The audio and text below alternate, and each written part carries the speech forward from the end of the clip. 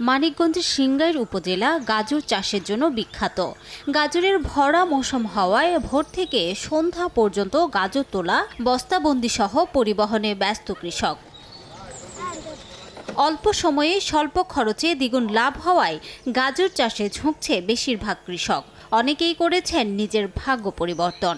গাজর বুনছি, পুরুষ মানুষের সাথে কাজ করছে, আমরা ধুচ্ছি। আলবা দানা কিনাই দে বুনলে তাহার নিরে ফলন ভালো হইলে দেড়শো মনে হয়। এই বিষয়ে আমরা ব্যবসা করি, তাতে লাভবান আমরা হয়েছি।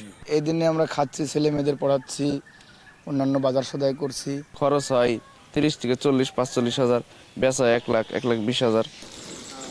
জানুয়ারি শেষ সপ্তাহ থেকে ফেব্রুয়ারি গাজরের ভরা মৌসুম। দেশের 40% চাহিদার গাজর সিংগাইরে উৎপাদন হয় বলে জানায় স্থানীয় কৃষি বিভাগ। আমরা আশা করছি যে আমাদের গাজর কৃষকেরা গতবারের যে উৎপাদন ছিল সেটাকে তারা ছাড়িয়ে যাবে এবং গতবারের চেয়ে তারা বেশি মুনাফা অর্জন করতে পারবে। নতুন লাক্স, যা ত্বককে করে কোমল আর দেয় ব্রাইট গ্লো।